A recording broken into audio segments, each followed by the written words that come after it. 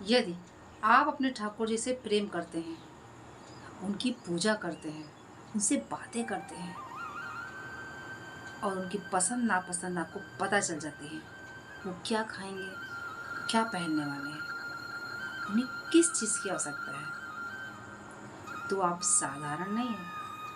जिस प्रकार आप उनकी पसंद नापसंद उनको पता चल जाती है, वैसे ही वो भी आपका उतना ही ख्याल रखते हैं और आपकी हर गतिविधि पे उनका ध्यान होता है। नमस्ते दोस्तों, मैं हूँ नीलम। आज का प्रसंग बहुत ध्यान से सुनिएगा। ऐसे भक्त का प्रसंग है, क्योंकि आज का प्रसंग ऐसा है कि जिनके साथ ठाकुर जी साथ चल दिए और फिर जो हुआ सब देखते रह गए। जी हाँ दोस्तों, बात है अहमदाबाद के पास डाकोर की। डाकोर से एक बहुत बड़े भक्त हुआ करते थे हमारे ठाकुर जी के, जो डाकोर में रहते थे। और डाकोर है अहमदाबाद के पास। और डाकोर से वो द्वारकाधीश हर एकादशी पर जाते थे अपने ठाकुर जी के दर्शन करने। ये सिलसिला हर साल वो करते थे। जितनी भी एकादशी पढ़ते थे, कोशिश करते थे अपने ठाकुर जी से मिले, उनके साथ रात बिताए, भजन करें। वो ऐसा हमेशा करते थे। डाकोर से वो द्वारकाधीश जाते थे, ठाकुर जी से मिलते थे, वहाँ रात व्यतीत करते थे, भजन कीर्तन करते थे, मग्न मस्त होकर वहाँ रुकते थे, अपने ठाकुर जी से बातें करते थे। जैसे हम अपनों से बातें करते हैं, अपनों के साथ अपना प्यारा सा संबंध होता है, वैसे ही वो ऐसे भक्त थे कि ठाकुर जी को अपना सब कुछ समझते थे, उनसे बातें करते थे। ऐसा उनका रिश्ता था। सिलसिला ऐसे ही चलता रहा। जब भी एकादशी होती, वो पहुंच जाते द्वारकाधीश। समय बीतता गया। अब वो वृद्ध हो चुके थे। बस उन्हें एक ही चिंता सताती जा रही थी कि अब क्या होगा। हे ठाकुर जी, क्या मैं आपके पास नहीं पहुंच पाऊंगा? अब मेरी स्थिति पहले जैसी नहीं रही। अब मैं हिम्मत हार रहा हूँ। ऐसा मन में सोचते और प्रार्थना करते, सोचते हुए पहुंच गए द्वारकाधीश। एकादशी का दिन था। भजन कीर्तन हो रहे थे, सभी लोग बैठे थे, एकत्रित थे, रात्रि का समय था। बस यही बातें मन ही मन ठाकुर जी से कह रहे थे कि हे ठाकुर, मैंने कहा ना, क्या मैं आपके दर्शन करने अब नहीं आ पाऊंगा? अब क्या होगा? क्योंकि अब तक तो मैं आया हूँ, पर अब मैं वृद्ध हो रहा हूँ।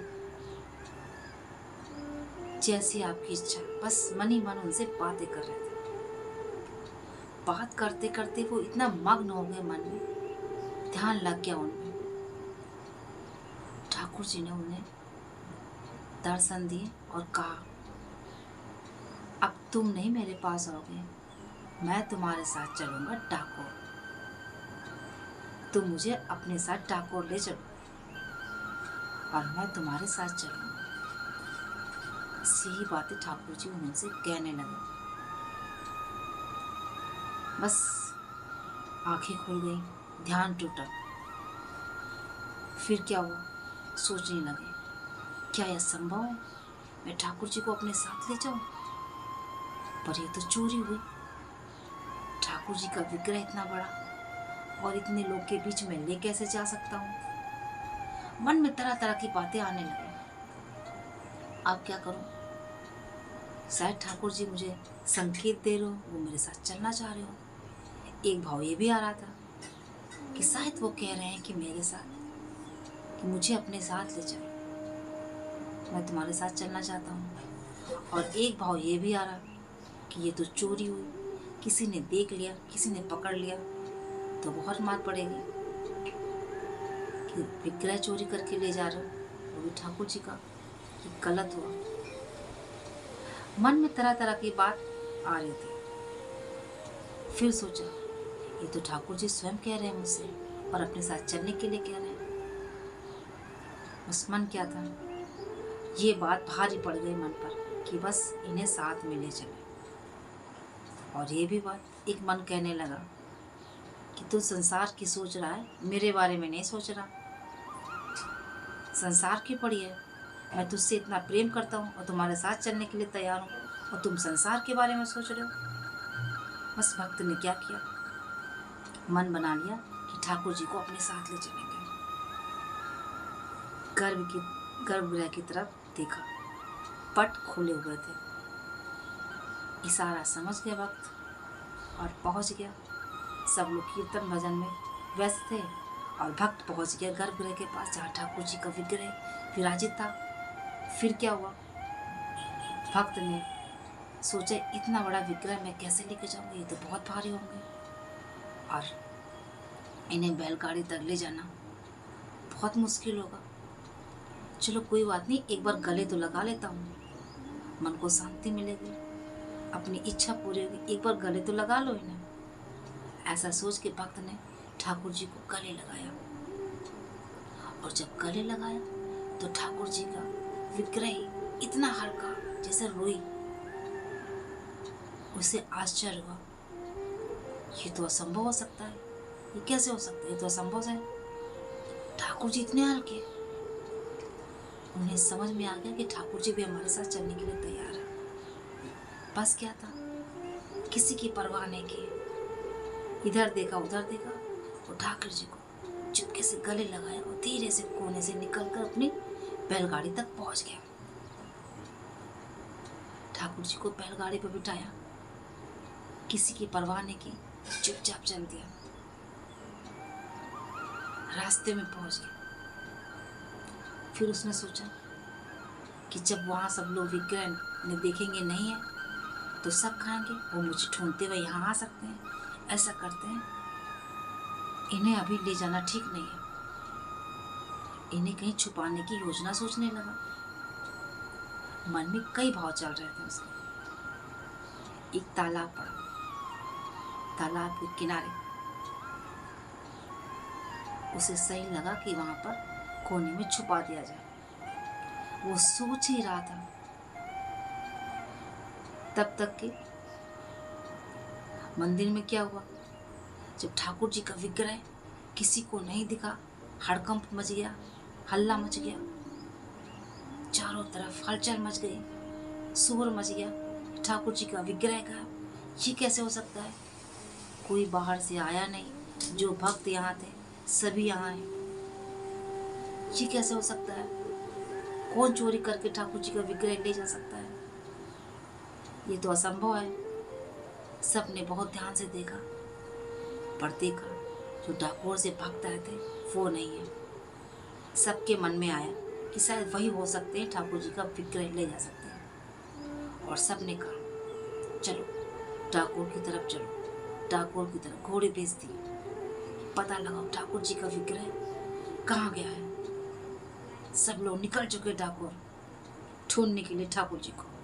और उधर भक्त ने जब देखा कि घोड़ों की धूल उड़ती हुई चली आ रही है, उसका सब यकीन बदल गया कि अब द्वारका से मुझे ढूंढने के लिए आ रहे हैं, अब मुझे पकड़ ले जाएंगे और बहुत मारेंगे।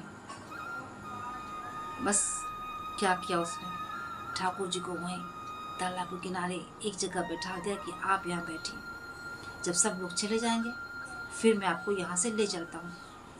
फिर क्या था, ठाकुर जी को वहाँ बैठा के फिर वो अपने घोड़े पे जाकर बैलगाड़ी में बैठ गया। सब लोग ने बैलगाड़ी को घेर लिया, जितने घुड़सवार थे सब ने घेर लिया और पूछने लगे ठाकुर जी कहाँ है, उनका विग्रह कहाँ है, जल्दी बताओ। ये ऐसा नहीं मानेगा, इसकी तलाशी लो, इन्हीं के पास होगा। कहने लगा वक्त, नहीं मेरे पास ठाकुर जी का विग्रह नहीं है। सबने कहा तलाशी लो इनकी, ऐसे ही नहीं मानेंगे। जब तलाशी लिया, ठाकुर जी का पटका वही मिला। सबका सब यकीन बदल गया कि इनके पास है। सब मारने लगे भक्त को काफी चोटें लग गई, खून बहने लगा शरीर से, क्योंकि पटका मिल गया था। उसको थर थर थर थर भक्त कांपने लगा, अश्रु बहने लगे, शरीर से खून बहने लगा, सब मारने लगे। और वो से कृष्ण कृष्ण मेरे ठाकुर मेरे गोपाल, ठाकुर जी कृष्ण कृष्ण। बस एक ही रट लगाए, ठाकुर जी को पुकारता रहा, मेरे कृष्ण मेरे ठाकुर मेरे गोपाल। बस यही रट लगाया और वो मारते जा रहे थे, शरीर से रक्त बह रहा था। एक आवाज आती है, मत मारो मेरे भक्त को, मेरे भक्त और मुझ में कोई फर्क नहीं है, मत मारो, रुक जाओ तुम सब, ये मुझे लेकर नहीं जा रहा, मैं स्वयं इसके साथ जा रहा हूं और मैं यहां हूं, इसे मत मारो, छोड़ दो इसे। सबने उन्हें छोड़ दिया। ठाकुर जी को ढूंढते हुए तालाब किनारे सब पहुंच गए। क्या देखते हैं, ठाकुर जी का शरीर पूरा चोट से घायल है, रक्त बह रहा है और तालाब खून से भर गया, लाल लाल हो गया पूरा तालाब। जो हाल उधर भक्त का था वही भगवान का था। सब हैरान दंग, ये कैसे संभव हो सकता है। और उधर भक्त लड़खड़ाते हुए अपने ठाकुर जी के पास पहुंचता है और गले लगाता है। जैसे ही ठाकुर जी को गले लगाता है और कहता है, अब मैंने इन्हें गले लगा लिया है, जितना मारना चाहो मुझे मार सकते हो, अब मेरे ठाकुर मुझे मिल गए, मुझे कोई फर्क नहीं पड़ने वाला, मारो मुझे, जितना मारना हो मारो। सब हैरान थे, सब ये देख रहे थे कि जैसे ही भक्त ने ठाकुर जी को गले लगाया, भक्त की चोट और ठाकुर जी एकदम सही हो गए, एकदम स्वस्थ हो गए और जो रक्त पानी में बह रहा था, लाल हो गया था, वो भी सामान्य हो गया। ठाकुर जी पहले से और भी ज्यादा सुंदर हो गए और वो भक्त एकदम सही हो गया। ये सारी लीला देखकर सब दंग रह गए, ये नजारा देखकर सब देखते रह गए, चकित रह गए।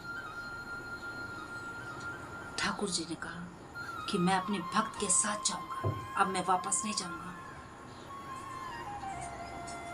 ठाकुर जी भक्त के साथ डाकोर चले गए और आज जो वहां डाकोर में विग्रह है रणछोड़ राय का, वो हमारे ठाकुर जी हैं। जो भक्त के साथ चले आए थे वो साक्षात ठाकुर है। मंदिर में हो या कहीं भी विग्रह हमारे ठाकुर जी का हो, मामूली विग्रह नहीं होता, उसमें प्राण होते हैं, हमारे ठाकुर जी निवास करते हैं। हम जितना प्यार उनसे करते हैं वो हमसे उससे भी ज्यादा प्यार करते हैं। भक्त एक कदम बढ़ाता है और हमारे ठाकुर, हमारे कान्हा दौड़ के उसका हाथ पकड़ लेते हैं। आप प्रयास तो करिए, अपने विश्वास को प्रगाढ़ तो करिए। यदि आपका विश्वास प्रगाढ़ है तो हमारे ठाकुर, हमारे कान्हा आपका हाथ नहीं छोड़ते। ये ऐसी कहानी, ऐसी भक्त लीला बहुत सुनने को मिलती है। डाकोर के भक्त रणछोड़ भगवान डाकोर में विराजित है, वही ठाकुर है। आप जब भी डाकोर जाइए आपको साक्षात ठाकुर का दर्शन मिलेगा, आपको ठाकुर जी साक्षात वहां मिलेंगे। इसीलिए कहते हैं अपनी भक्ति में तनिक भी संशय मत आने दीजिए और अपनी भक्ति को प्रगाढ़ कीजिए। आप जितना प्रेम अपने ठाकुर से करते हैं, ठाकुर अपने भक्त से उससे भी ज्यादा प्रेम करते हैं। अपनी भक्ति को प्रगाढ़ करिए। जब भक्त भगवान से बातें करने लगे, उनके भाव को समझने लगे, उनके नापसंद पसंद को समझने लगे, तो वो मामूली भक्त नहीं होता है, वो विरल होता है और ठाकुर जी स्वयं उसमें निवास करते हैं। तो दोस्तों, ये छोटा सा प्रसंग कथा कैसी लगी? अच्छी लगी तो कहानी सुनकर आपको कैसा लगा? इस तथ्य घटना आप भी डाकोर गए, रणछोड़ भगवान के दर्शन किए, तो कमेंट बॉक्स में राधे राधे जय श्री कृष्ण लिखना मत भूलिएगा, जयकारा लगाना मत भूलिएगा। नए हो तो चैनल को सब्सक्राइब जरूर करिएगा। मिलते हैं एक ऐसी सत्य घटना और प्रसंग के साथ। अपना ख्याल रखिए, अपनी भक्ति को प्रगाढ़ करिए। राधे राधे दोस्तों, जय श्री कृष्ण।